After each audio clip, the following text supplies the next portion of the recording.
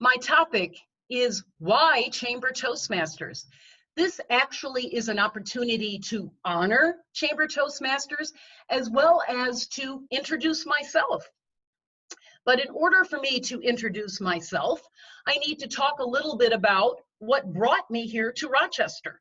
Obviously, I am not a native of Rochester. Now, this was the part of my presentation today that I was really not looking forward to giving because Toastmasters, it was actually a series of tragedies that brought me to Rochester. However, there is that truism that says the past becomes our present. The past indeed becomes our present. And I would be sorely remiss, I would be sorely sabotaging the authenticity of this presentation if I did not give you at least a few of the highlights that brought me to Rochester. My husband and I lived and raised our 3 beautiful children in Cincinnati, Ohio, where we thought we would live forever in our beautiful home. He loved his job. I was basically a stay-at-home mother, other than substitute teaching when the kids were older. About 8 years before we relocated to Rochester, I started teaching some fine arts courses at a local college for whom I teach online courses today. Suddenly, 5 years ago, at the age of 52, my husband was diagnosed with a very rare, often very fatal blood disorder called cardiac amyloidosis. My life changed overnight. I became his full-time caregiver. I stopped seeing my friends. I stopped working. I stopped doing all the things that I loved to save his life. Numerous hospitalizations, numerous trips to the ER. Fast forward to spring of 2017. My husband had a very serious lung infection secondary to the disease. And in short, the doctors in Cincinnati did not know what to do with him anymore. He was essentially dying. On the eve of Good Friday, April 2017, I was wide awake, pacing in my kitchen, literally praying to God for the strength to do what I knew I needed to do. And that was to bring him to St. Mary's Hospital at Rochester to give him a chance at life. We had been to the Mayo several trips before. It was time to make another trip.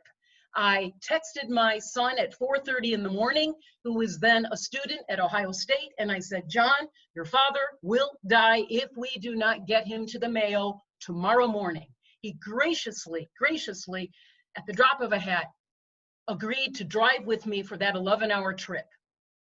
Fast forward, we went to St. Mary's. My husband was hospitalized for 8 long weeks, several near-death misses, but he is still alive today, somehow, by the grace of God.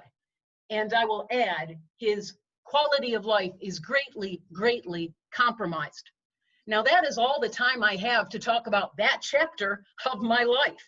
I will say that I convinced my husband to relocate to Rochester. We obtained an apartment. I joined another Toastmasters group to give voice to so many of the things that were happening in such a short period of time.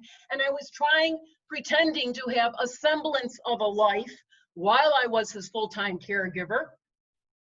On one beautiful, beautiful morning, it was actually the morning of September 12th, 2018. I was puttering about in our apartment when I received a phone call from my daughter, who was 24 years old at the time. She had been married 3 years and had a beautiful 7-month-old baby boy. Lauren was a teacher of children with special needs. She said, Mom, are you sitting down? I have something to tell you. And I said, Lauren, are you pregnant again? Because she loved children so much. She said, no, Mom, I need you to sit down. Go get Dad. I said, I can't. He's in the shower. You're scaring me, Lauren. What's going on? What's going on? She said, Mom, I have cancer. 2 questions came to my mind. I said, what type of cancer, Lauren? She said, breast cancer. I said, what stage, Lauren? And she said, metastatic Fourth stage, it spread to my liver, it spread to my spine. Now, what happened after that could be written into a book, and obviously I can't go into all of those details, but I knew I had to make a trip to Cincinnati fast to visit her. I eventually did so in October for 3 weeks. My husband was too sick to make the trip, and it was clear from all that my daughter was dying. Her kidneys and liver were shutting down. She was on a vent. She was as still as a stone, but not in a coma. And I had to say my final goodbye to her. It was a very transcendent moment that I will cherish forever. Perhaps someday that will become another speech. Suffice it to say, I believe that it is socially irresponsible of me if I share any sorrow in my life, but if I do not share it on the same plate as offering a ray of hope to my situation, I believe that is socially irresponsible to dump my grief on an unsuspecting audience and say, okay, deal with it. Hope you don't feel too awkward the next time you see me. And these are two things I hope in before I get to my next question, which is why Chamber Toastmasters? Why did I join? Number one, I believe that I will see Lauren someday in paradise. I know it. I look forward to it. But there's a lot to do on this earth in the meantime. Number two, I have come to realize after going through so much compacted tragedy in 5 years that the purpose of all of my sorrow, all of my grief, and all of my loss ultimately is so that it can be reused and recycled into compassion for others. The purpose of grief, if you will, is that it can be recycled into compassion for others. Now, I don't know how this works. I don't have it all figured out. And I'm very, very, very much at the bottom of the learning curve. But I do have hope at all times. Next question. Why did I join Chamber Toastmasters? And what does what I just told you have to do with that? Actually, 2 months ago, I didn't even know how to answer that question specifically. There was an evening about 6 weeks ago where I could not sleep for at least 1,001 different reasons. But obviously, on some subconscious level, I was ruminating about why Chamber Toastmasters and what to say for this speech. I suddenly literally woke up, I bolted up in bed, and I said to myself, I know why I'm joining Chamber Toastmasters. I know why, because Toastmasters is devoted to recovering the lost art of rhetoric.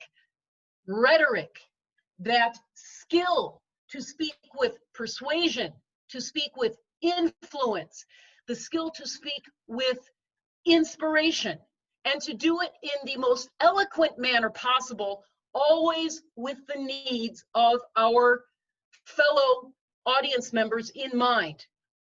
I realized that when my life is over, only two things will matter. I will only be evaluated, so to speak, by two things: what I said and what I did.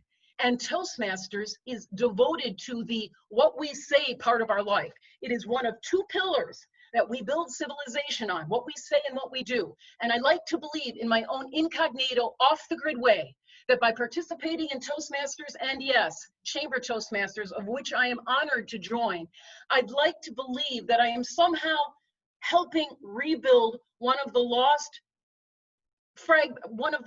segments of society, which is what we say. We have such an opportunity to rebuild the world around us. In closing, I'd like to quote an ancient proverb that says, like apples of gold in settings of silver is a word aptly spoken. I'm very privileged to be the new kid on the Chamber Toastmasters Zoom block.